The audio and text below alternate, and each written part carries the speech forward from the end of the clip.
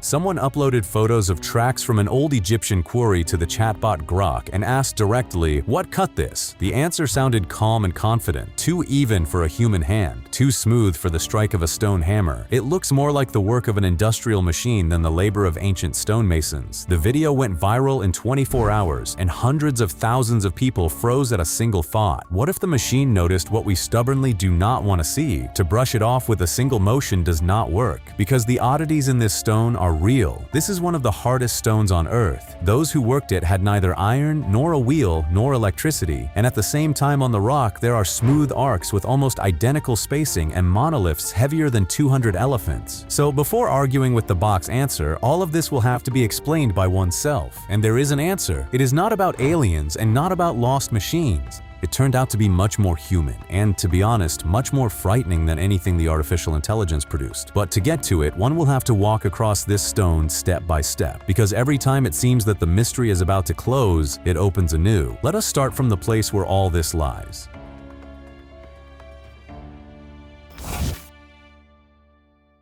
Quarry that you are guided past in 5 minutes on the banks of the Nile in the south of Egypt, there is a place that at first glance promises nothing. The flat silence of the desert, abandoned boulders, unhewn blocks. A tourist group passes it in 5 minutes, but as soon as you approach the rock closely, the mundanity evaporates. It is all about the stone itself. This is not soft limestone and not loose sandstone, which yield to a simple chisel. It is granite. On the hardness scale, it stands around 6 or 7 out of 10. It easily scratches glass and argues in stubbornness with tempered steel. People who cut it professionally today say directly, even with a modern tool with a diamond coating, it is hard work. And now look at what is carved into this granite. Long, smooth arcs run along the stone in rows with almost identical spacing, as if something rolled over the surface in one even motion. No torn chips, no chaos, none of that jerky unevenness that a tired human hand leaves. Almost everyone who sees this for the first time reacts the same way, leans in, falls silent, and asks aloud, "Is this really thousands of years old?" Because at first glance, it looks like the work of a machine, and this feeling that something does not add up here is exactly the crack into which the whole story falls.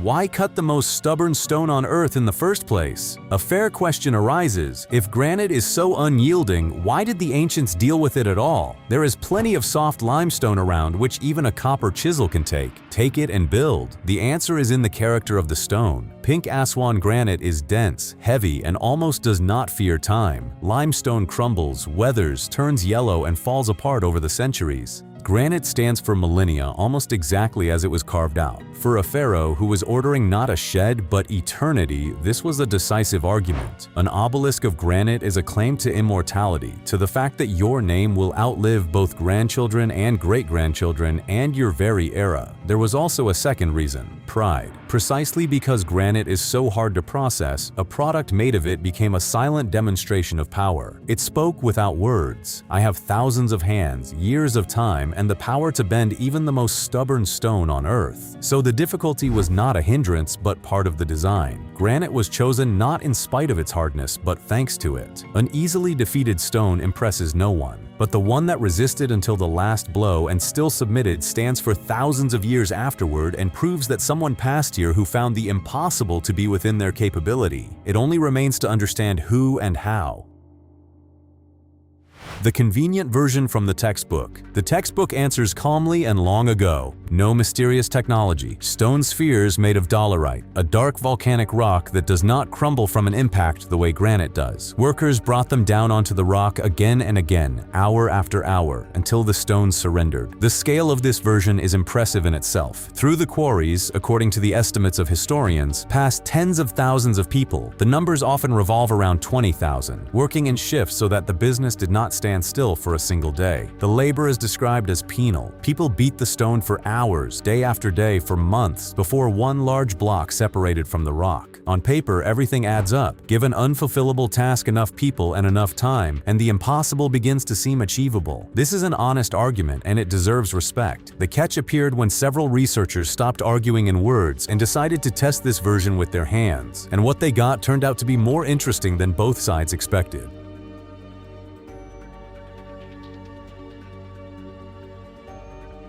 When the theory was finally decided to be tested, they took a real dolerite sphere, stood at that very rock, and began to beat on the granite, measuring every little detail, about 85 blows per minute. The rate of stone removal was approximately 216 cubic centimeters per hour, a little more than a glass of crushed granite for a whole hour of exhausting work. It is important that this worked. The granite yielded. This means the version with dolerite is not a fairy tale. You can beat the stone this way, but the same measurement also revealed the real splinter. A glass of crumbs per hour is very slow. Multiply by the entire bulk of rock taken out of this quarry, by all the tons of stone that went into obelisks and statues all over Egypt, and a question arises around which specialists argue to this day. Was dolerite alone enough, or did something else go into the business? Translate this glass per hour into something tangible. From just one unfinished obelisk, tens of cubic meters of granite would have had to be removed. Alone, glass by glass, a whole human life would not be enough for this. Hence the crowds of workers in the textbook. Without them, the arithmetic simply does not add up, and hence the suspicion. Did the bear strike not have a stronger helper? Notice the difference from the bot's confident answer. Real science here does not shout, "We know everything." It says, "Here is what we measured, and here is what does not add up yet." And it is this honest gap that keeps the story from closing. Because if a blow with a sphere is not enough, then what else left these even arcs?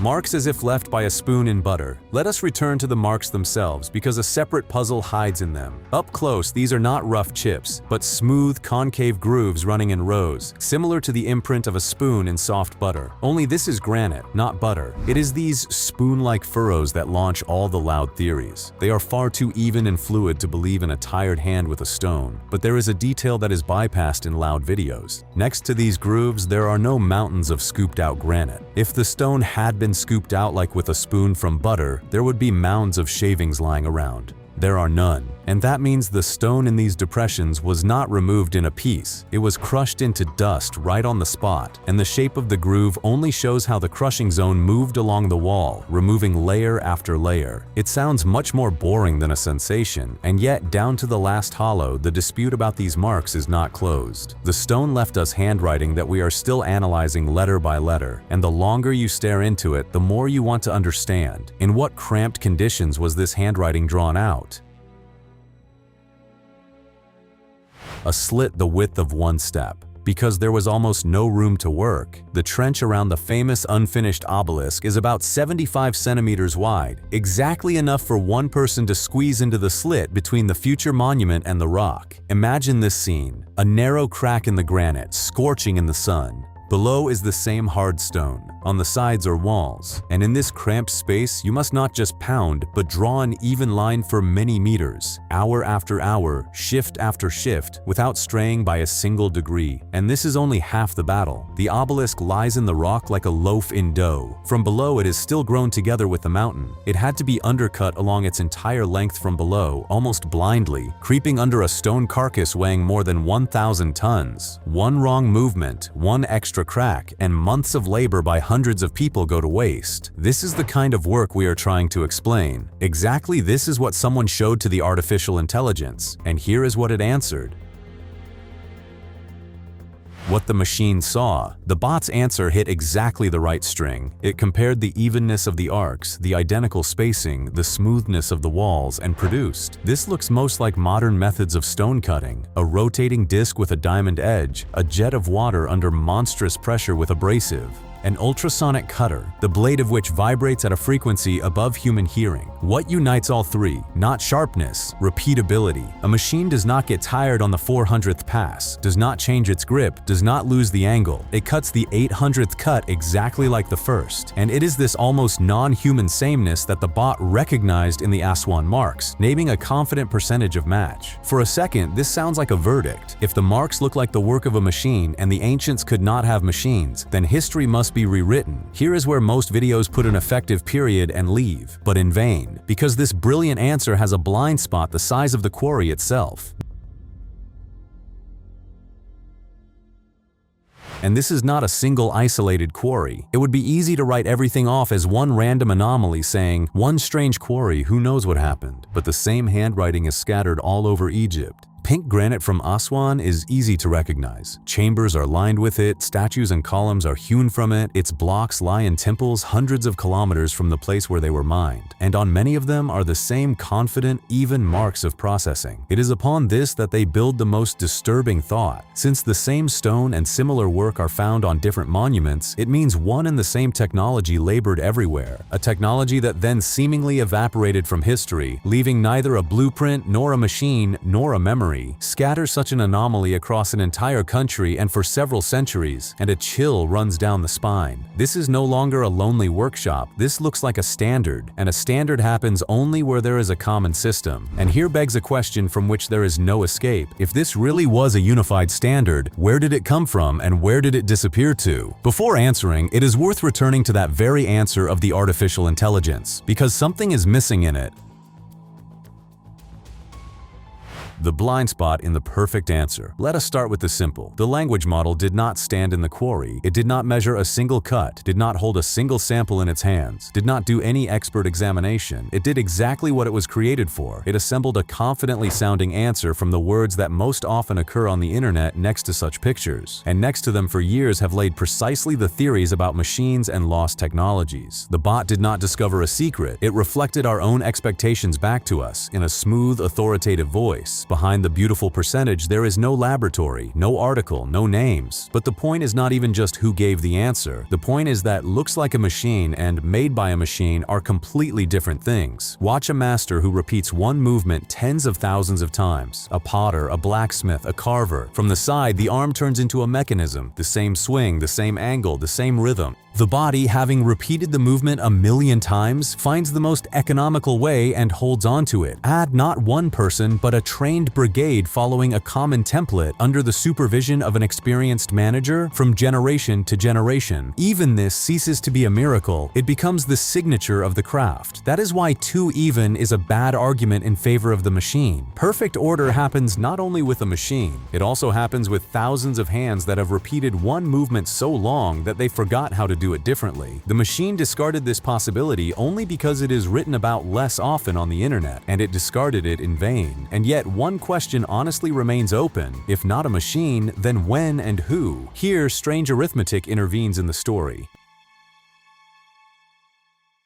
The trick with the proof under the microscope. You only have to type a search query about these marks and videos with spectacular shots will pour out. The surface under high magnification, little red arrows, a confident voiceover names a perfectly smooth cut, grains of corundum, traces of diamond dust, zones of overheating from a rotating disc. It looks like a real laboratory, and it works flawlessly. Against such a thing under the microscope, it seems there is nothing to object to. Only behind these frames there is almost never the main thing. There is no published study. There is no name of the laboratory that took the sample. There are no numbers that can be double-checked. A beautiful picture and a confident tone are there. A verifiable source is not. And this is the recognizable handwriting of a sensation, to show something that looks scientific, but to not leave a single thread that can be pulled to make sure. True analysis always leaves a trace, a publication, an author, a methodology. A myth leaves only the effect. So before believing the next cut under the microscope, it is worth asking one boring question. Who and where measured this? Most often in response, silence. The same silence that is behind the confident percentage from the chatbot.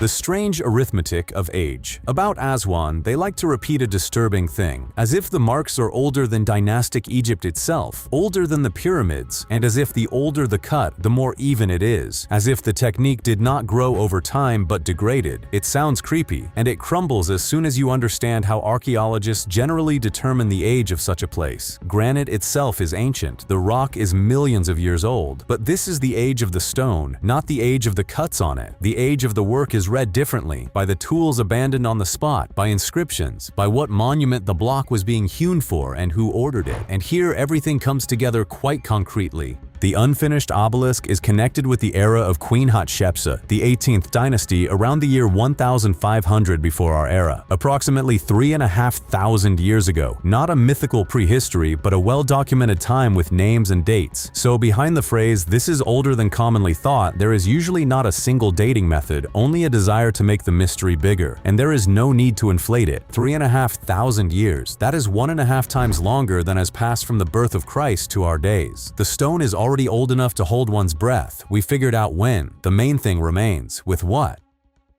No blueprints, no instructions, only stone. This is what truly ignites all the arguments. We have no instructions. Not a single ancient scroll where it would be written, "Take a dolerite sphere, beat like this, heat here, split here." The Egyptians left thousands of texts about gods, taxes, wars, harvests, but a detailed manual how we cut granite is not among them. Everything we know about the craft itself has been reconstructed backward, by marks, by abandoned tools, by unfinished items like that very obelisk. It is like dissecting someone else's work, looking only at the result and the scraps, without a single word from the master. It is precisely into this silence that any loud theory bursts. Where there is no written answer, it is easy to substitute one's own, whether machines or aliens. An empty spot in the textbook simply draws one to fill it with something staggering. But the silence of records is not a proof of a secret, it is simply silence. Masters did not leave an instruction not because they were hiding super technology, but because the craft was passed from hand to hand, by demonstration and not by text. Knowledge lived in the fingers, not on papyrus, and yet from these scraps, marks, and abandoned spheres, the picture managed to be assembled. Here it is.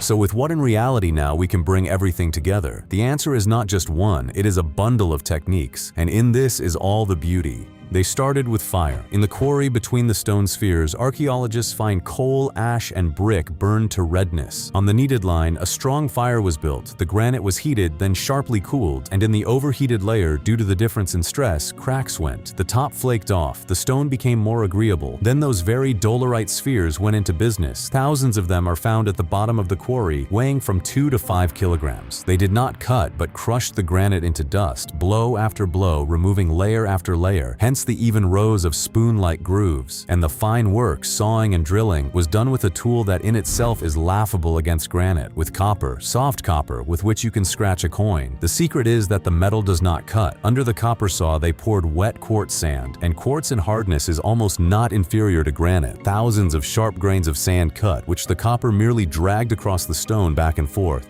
The saw wore down into dust, but while it wore down, the sand gnawed the granite, and they paid dearly for this. Not in gold, but in metal and time. The copper under the sand wore down so fast that on the sawing of one large block, whole bars of metal, expensive for those times, were spent. Every straight saw cut in granite is a handful of copper rubbed into dust, and hours that can no longer be returned. Not a machine that you turned on and forgot, but wasteful, stubborn, exhausting labor. And here you have that very mysterious spiral. More than a century ago in Egypt, a granite core was found. A small cylinder that remains in the middle of a drilled hole, with a spiral groove in a circle. It is still mentioned as a trace of a mechanical drill, but it is explained by a hollow copper tube that was rotated with that same sand. The tube wears down. The sand gnaws the stone. The spiral is a trace of how the cut deepened with every revolution. Put this into one picture, and it ceases to be about a tool. Fire prepares the stone. The sphere takes away the main mass. Copper with sand finishes the fine.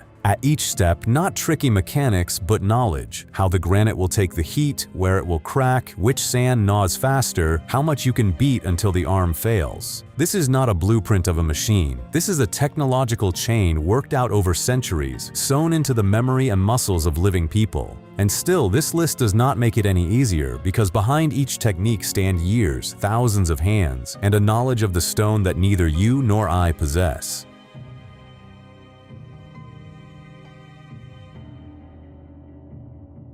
The obelisk that rose after all. If all this sounds too audacious to be true, here is proof that stands under the open sky and does not require belief. In Karnak towers an obelisk of the same Hatshepsut, almost 29 meters, one of the tallest preserved in Egypt. A 10-story building carved from one solid piece of pink granite brought from that very Aswan. It weighs several hundred tons, and it does not lie as a defective fragment. It was raised, installed, and has been holding the vertical for 3,500 years already.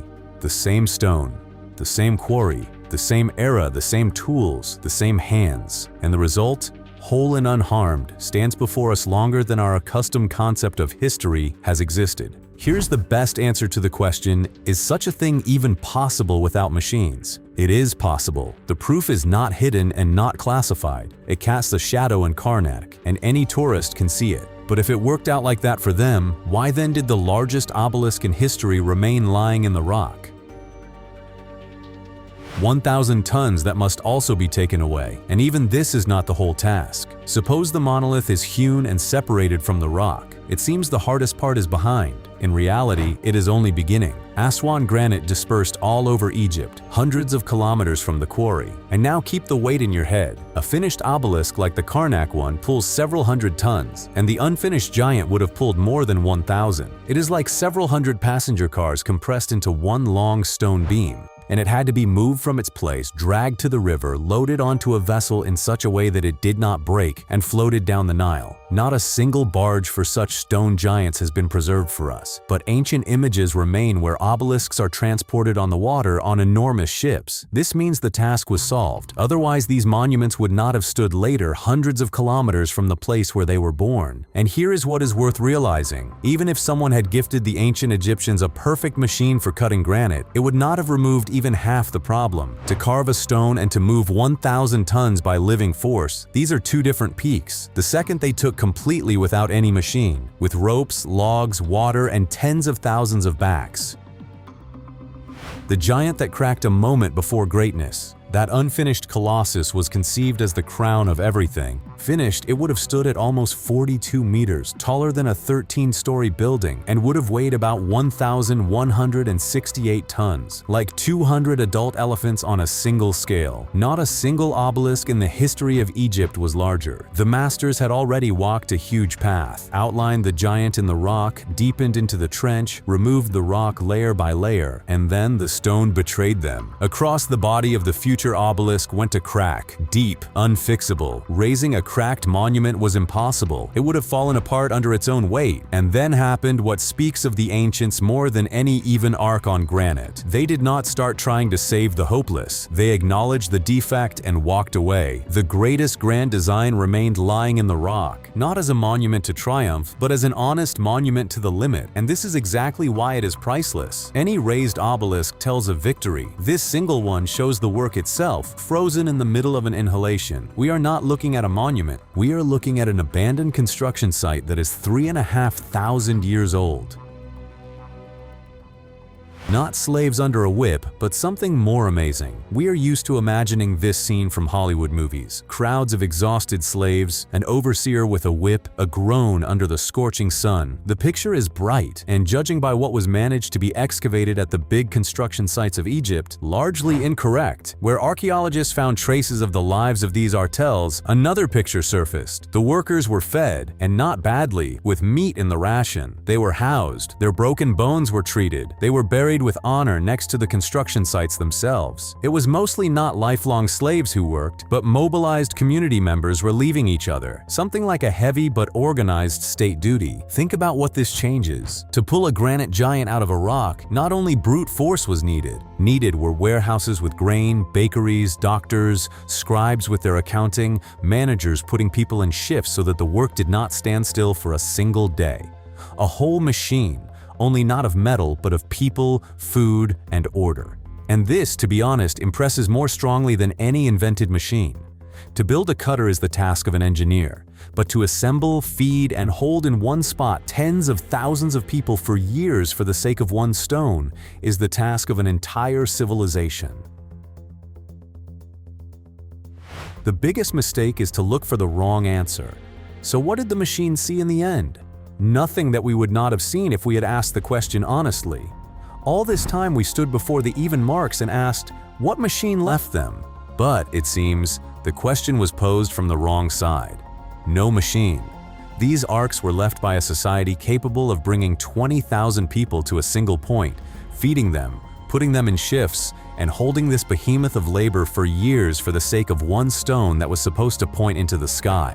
With fire, sand, soft copper, and tens of thousands of backs, they overcame one of the most stubborn rocks on Earth. And here is the real twist. Artificial intelligence offered us an answer that is simpler and more spectacular. A magic machine, lost technology, a mystery. But the truth turned out to be heavier than any machine. Because it is easy to believe in a machine, but to vividly imagine thousands of people who, year after year, rubbed a mountain into dust with their bare hands. This is what truly takes one's breath away. Try for a second to hear this place the way it was. Not the silence of the desert from postcards, but the continuous knocking of stone on stone, not ceasing from dawn to dusk, multiplied by thousands of hands. The crackle of fire at the rock, the screech of wet sand under copper, hoarse breathing in a scorching slit the width of one step. For months, for years, for the sake of one stone that was supposed to rise and point into the sky. The stone in Aswan has been silent for 3,500 years already. It does not ask us for a solution. It has quietly held it all this time and waits to see who will be the first to stop looking for a miracle and finally clearly see the people. Those very ones who rubbed a mountain into dust with their bare hands and did not leave us a single one of their names. Be sure to write everything you think about this episode and our conclusions, and also subscribe to the channel Top Facts for the most incredible compilations of facts and videos from all over the internet. Thank you all for watching, and right now watch our previous episodes which have already appeared on your screen.